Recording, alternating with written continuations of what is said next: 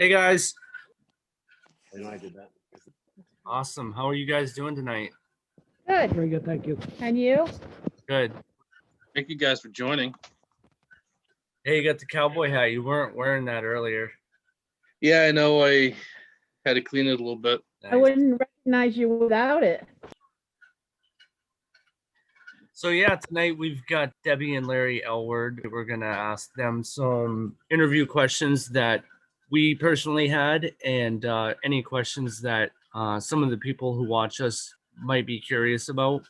Can you tell us and everybody who's going to be watching this just a little bit about yourselves? All right, I'm an independent Catholic priest and an exorcist. I've been involved in the paranormal since 1985. I originally started studying with Ed and Lorraine Warren of The Conjuring House and Annabelle fame. And it was through them that I met our buddy John Zaffis. And Deb and I have been, well, actually, Deb and I met at an exorcism in the early, the late 1990s, you know, and since That has to be the most romantic meeting ever. we continued to investigate together, and in 2004 I became an independent Catholic priest, which allows me to not only participate in investigations, I also do exorcisms when clergy aren't available, which is most of the time. And I'll let Chris take over. I was born with a gift of discernment, and I always wondered, what was I going to do with this? You know, it wasn't showing me any winning lotto numbers or anything. And just was looking for some outlet to use it.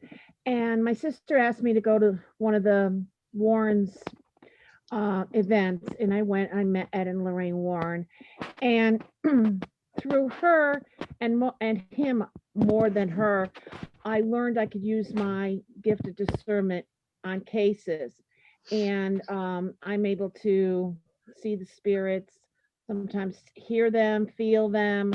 I can direct his prayers where it's needed, especially if it's really bothering a spirit. I'm able to tell him where it's most useful, and I have no idea what else.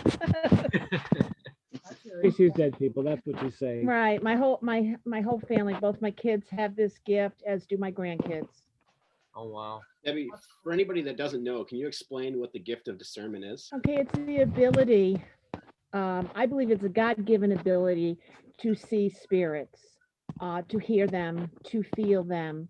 Sometimes it's a great gift, and a lot of times it's not, because when I get a case coming in, I'm physically feeling the effects of what the client is going through, and I have no idea where it's coming until the case does show up in my email, or John gives us a call and says, I've got this case and this is what's going on. A lot of times John doesn't tell me what's going on because he wants me to validate the client. So a lot of times I walk in there not knowing anything. But if it's demonic, he will tell me, because I have to put my guard up by then. So is it like kind of a divine gift? Like, you know, kind of prior to going into cases that something's going to be coming up? Like, you get a feeling? Yeah, I believe it's a divine gift. I don't want to sound conceited or anything, but we've helped a lot of people. And I just feel that if I didn't have this gift, you know, like Larry doesn't have it. I mean, he's just got the prayers. So why would I be doing this? And it sort of gives me faith that there's something after you pass, which, you know, it's great comforting. I do see both my parents on a regular basis. They both pass. So in fact, my mother walked by the living room door just a little while ago. So, you know, it's great at that point. A lot of times to see other things is not great. And to wake up in the middle of the night with anxiety because you don't know where it's coming from, it can be scary. I woke up the other night and looked up in the corner of my room, and there was a man looking at me. So I have no idea where that's come from. It wasn't me. Did it take you some time to learn how to turn it off, or can you turn it off? Is it just Turn it off. so you always see something? Always on, and I think that's because of the line of work I'm in. You know, the paranormal work. I'm always on. I have tried ignoring it, and it just gets stronger. You know, you're always on call, so it's kind of difficult to get rid of something like that. It's interesting that you said you try ignoring it and it just gets stronger, because some belief is that if you ignore that type of thing, it gets weaker, but in your case, it doesn't. Right. It's strength. I think it's because it's part of what I do, what I have to do. I have to be completely open all the time. I mean, I'm a Reiki master too, and I've learned how to shut other people down, but there's no way I can shut myself down. Do you, like, when you walk around town or walk around stores and stuff, do you ever get like spirits that like come to you? Yeah, a lot. Yeah. If I'm driving, I'll get to where I see maybe British soldiers from back in the 1700s, or if I'm in Gettysburg, I see Civil War era people. If I'm around here, around town, I've seen horses and wagons, I've seen old cars, I've seen people in period dresses. It's layers and layers of different eras that I pick up on. Wow.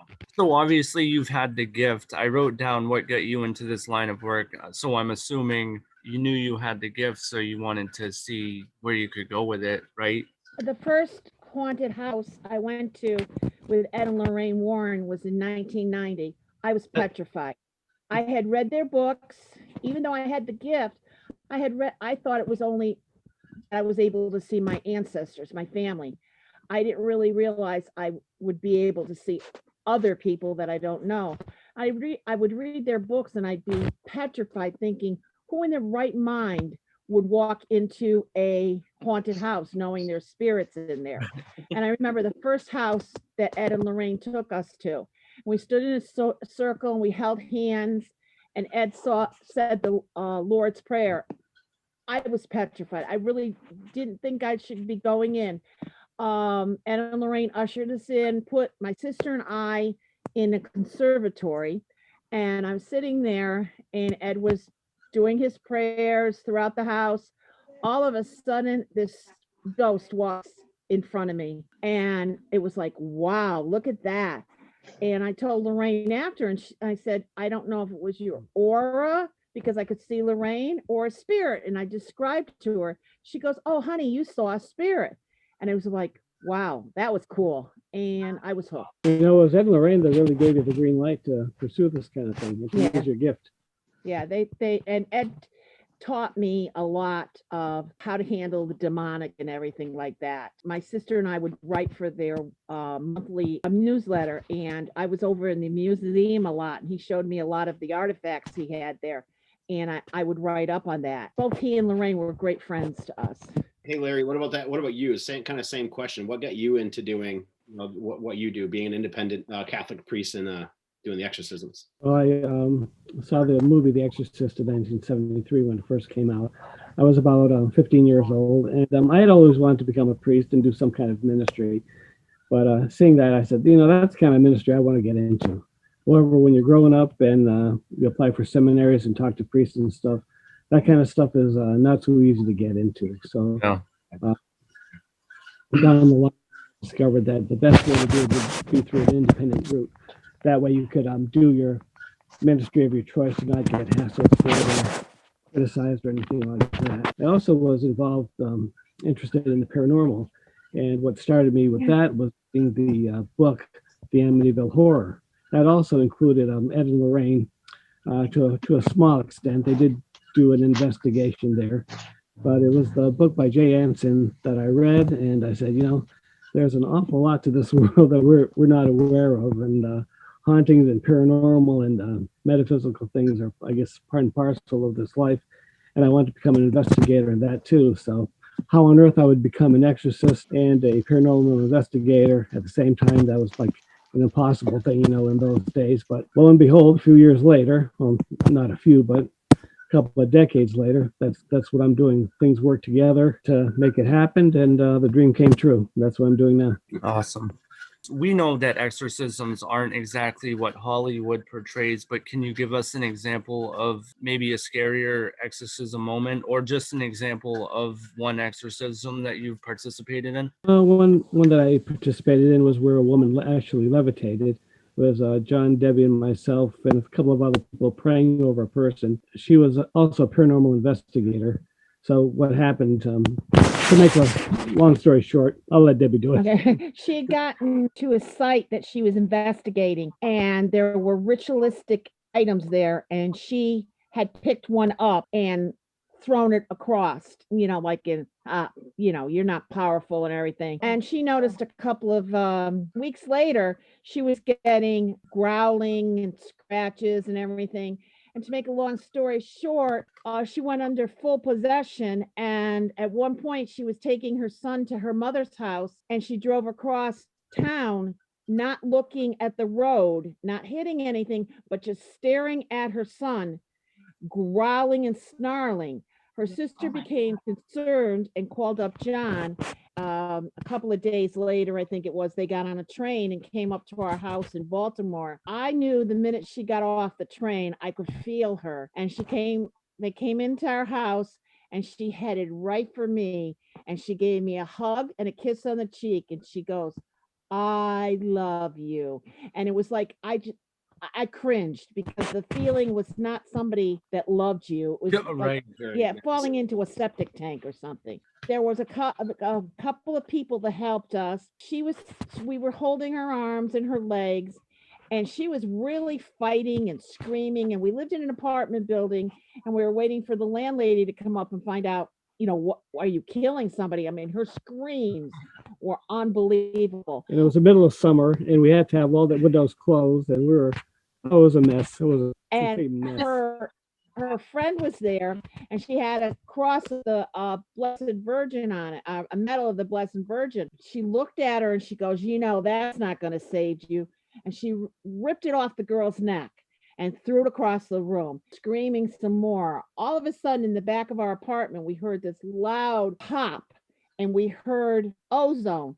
She flung her arms backwards. She let out a scream, and it was like she stood up. And we thought she had stood up, and we're pushing her back down in the chair to keep her calm. And when we looked at the video, we noticed that the chair and her were a good inch off the floor. Wow. Now they did that. They did this up on Most Haunted, and of course they have her almost to the ceiling.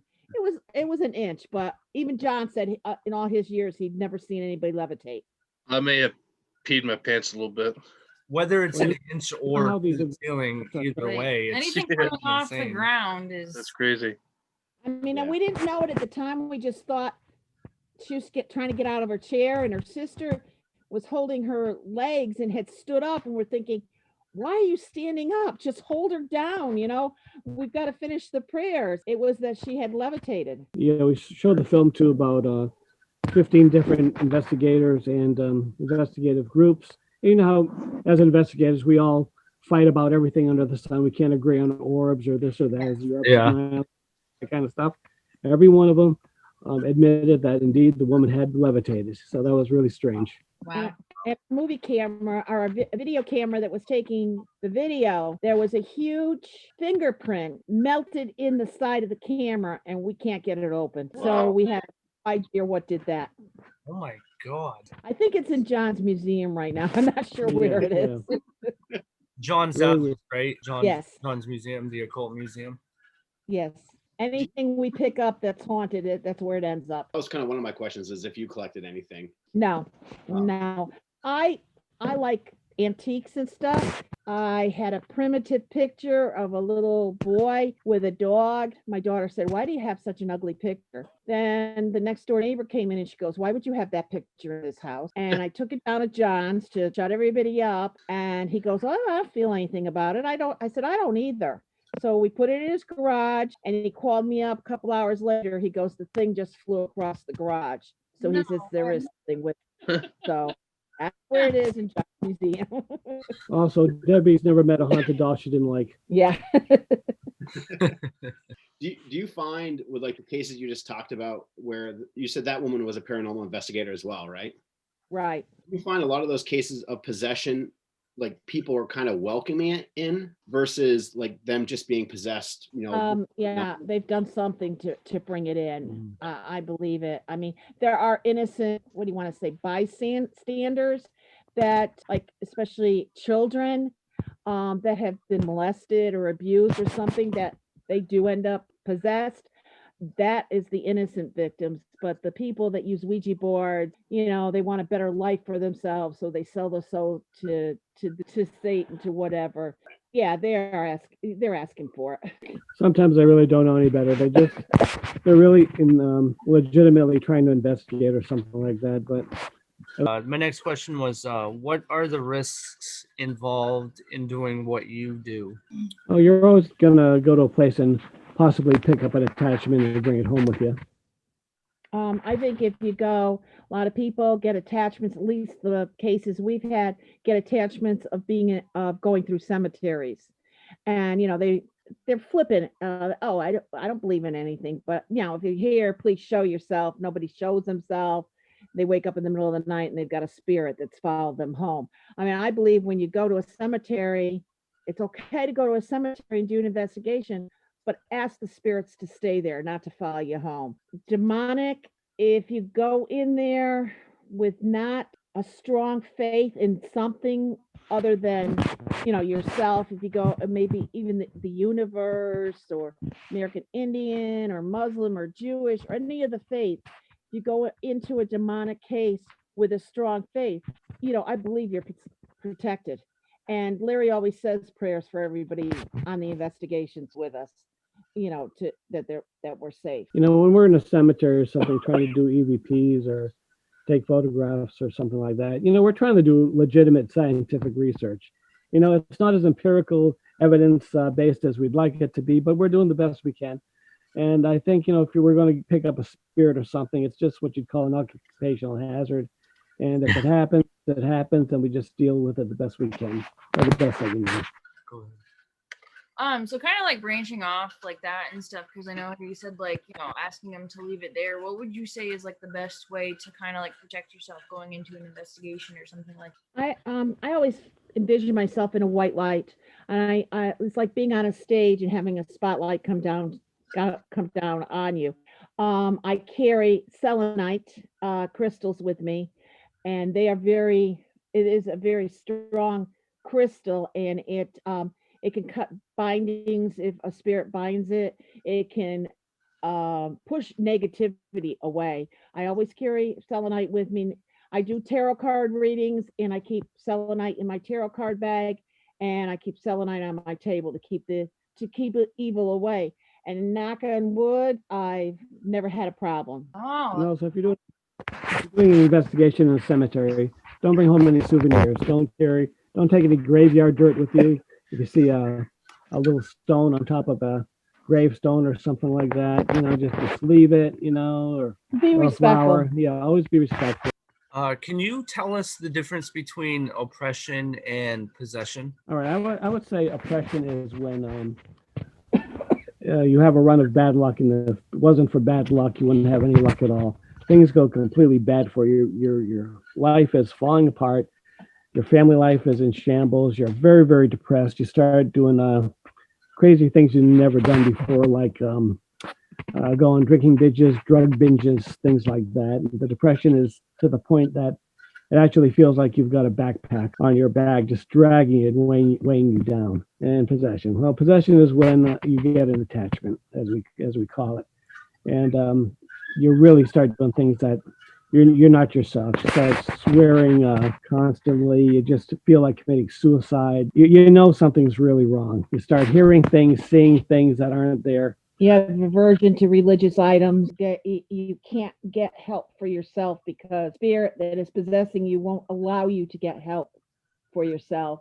We've had clients that have been possessed and they're allowed to smoke a cigarette, or this one woman, she was allowed to smoke a cigarette.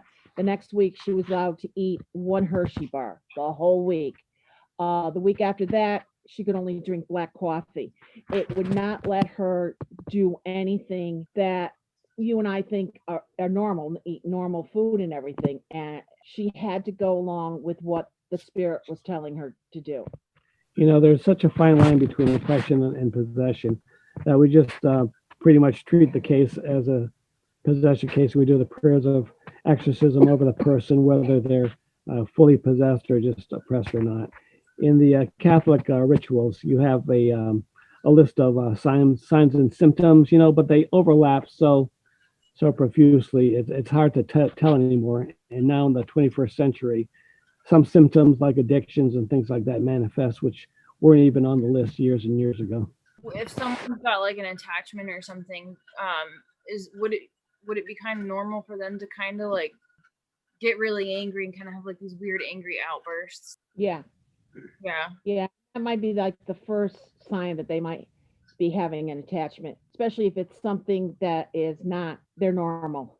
Yeah, the person themselves are not aware of it. You know, they might feel that something's off, but they just can't figure out why. Yeah, they're not aware of the or how serious it is. Where you mentioned that they kind of lose control of, you know, the spirit or the demon takes over.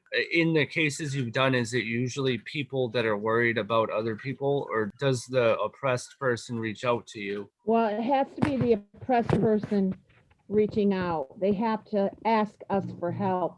Somebody can't say, "Oh, my son is possessed. Can you come over and do a prayer over him," without him knowing it. I mean, it's not going to work. So is it kind of like they have to kind of like accept the help almost, Yeah. and like be open to it in order for it to be received well? Right. That's Yeah. correct. Okay. It's, you know, it's like if you go to the doctor and he gives you pills and you don't take the pills, Right. then, Right. you know, you're not going to feel better. You have to acknowledge there's something wrong also. You might not know what it is exactly. We might not know what it is exactly either, but they have to know that there's something strange going on in their life. You ever get cases where people accept the help, but they truly don't want to be helped? Oh yeah, we drove all the way up to Maine, About 20 years ago. about 20 years ago, all the way to Bangor and beyond, and knocked at the door, and the woman wouldn't answer. And then after a while, she answered, and she goes, "Oh, I changed my mind. I just decided I didn't want this." Oh. And we talked to her for a little while, and she goes, "Well, since you're here, you might as well come in and say a couple of prayers. It won't hurt." So we went in, said a couple of prayers, and then she broke down explaining that she was fearful as to what the spirit was going to reveal, because she'd had an abortion and hadn't told her husband. Oh, wow. Yeah, so we did pray over her. She felt better. She called us after we'd gotten home the next day, and things were great. She still was keeping that secret from her husband.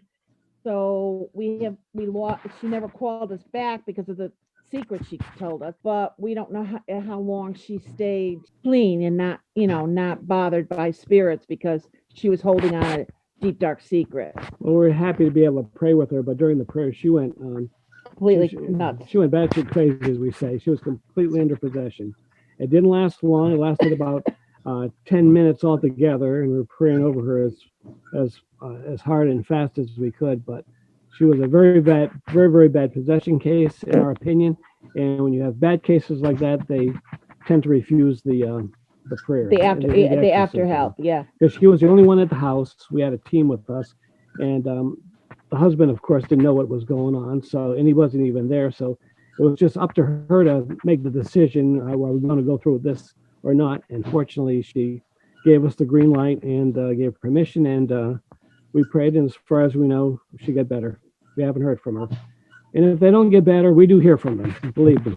A lot of times after we finish with a client and they get better, we don't hear from them, whether it's because they're ashamed of what transpired, or they're afraid to contact us again in fears of the thing coming back. We just don't know.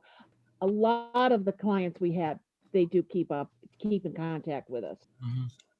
So have you ever had a case where like someone's reached out for help, but like a demon maybe or whatever is attached to them may like stop it or like get them to like change their mind? We had a woman who reached out to us to help her daughter.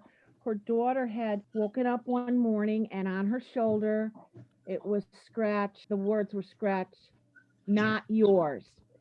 So she Wow. panicked and we went over to her house. Luckily, she wasn't too far from us.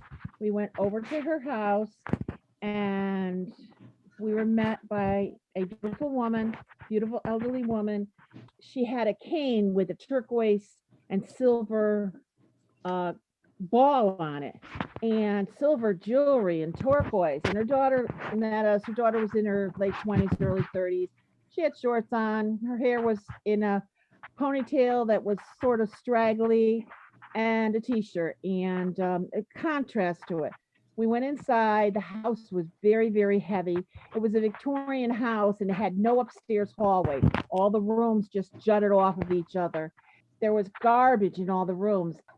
The daughter was quite taken back. She said, this is garbage from the kitchen. Every time we pick it up, we put it downstairs. It ends up back here. There was 4 children and the grandfather had taken the children out for the day. So the daughter was afraid of the exorcism prayer. And the mother said, you know what, I'll go first and I'll show her. It's just a prayer. It's nothing. It's just a prayer. So she goes over to the couch, sits down. John's on one side, I'm on the other. Larry's standing in front of her and he's praying. And she's very calm and very quiet. And Larry's praying, and all of a sudden she starts grabbing her turquoise and taking it off and throwing it around, reaches out, grabs his priest stole, pulls him to the floor, trying to get him down on the floor, trying to knock his prayer book out of his hand. I grabbed her arm and she turned to me and said, you have asthma. You can't breathe. I went into an asthma attack and John kept yelling at me not to look in her eyes. I kept looking at her because I couldn't break the spell. He took holy water and threw it in her face and that broke the spell. Larry continued to pray over her. Finally, she calmed down and she said, I don't know what happened to me. I am so sorry. Her daughter sits down. She goes, I don't know what happened. She goes, I'm so sorry what my mother did. We said, oh, it's okay. Okay, let's pray over you. And we hear the back door open and the high button shoes come walking across the kitchen floor. We look up. She's standing in the only exit in the room.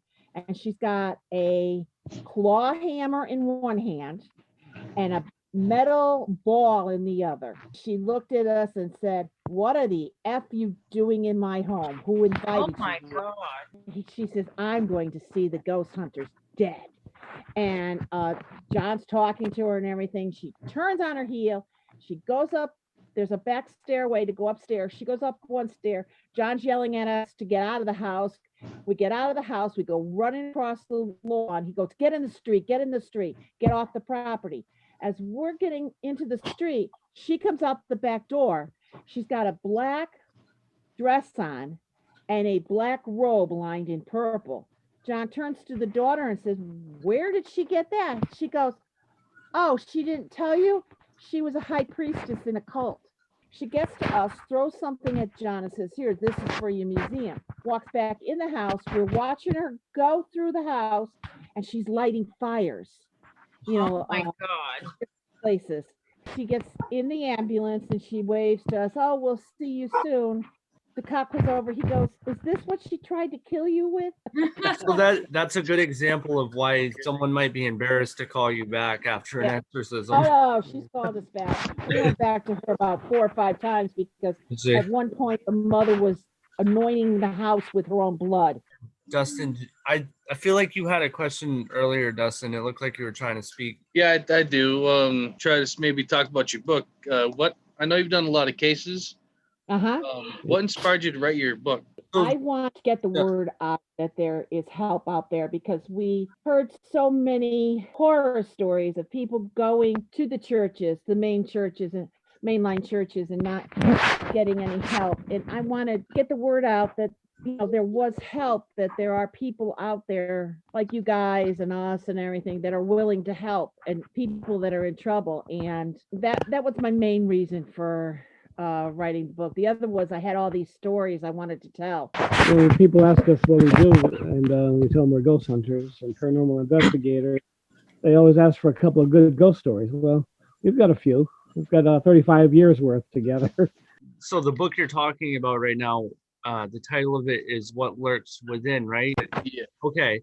And you guys won an award for that, didn't you? Yes, we did with Paranormal Rewind. We got the gold award for 2020. That's really impressive. Congratulations. Yeah. Oh, yeah, Thank you well, very I much. was happy just to be nominated. Yeah, it was a I great never honor. thought it would win. And that's a high honor. Like, that's no easy feat either to win the award you guys won, because you were pitted against a lot of other, people, and other They people had a who lot won. more books than we did. Yeah. Oh, yeah. Yeah. So that's incredible. That's awesome. I'm proud of you guys. Happy for Thank you. Yeah, congrats. That's awesome.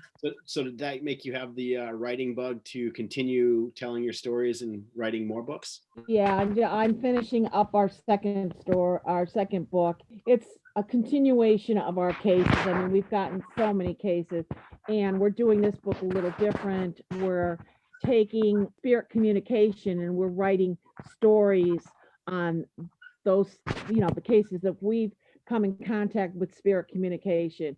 We're doing curses, so we're writing on cases like that.